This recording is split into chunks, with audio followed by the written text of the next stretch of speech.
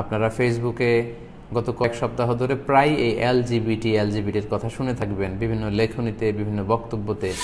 ট্রান্সজেন্ডারের কথা আপনারা শুনে থাকবেন, যারা ছেলে থেকে মেয়ে হয় বা মেয়ে থেকে ছেলে হয় ইচ্ছাকৃতভাবে।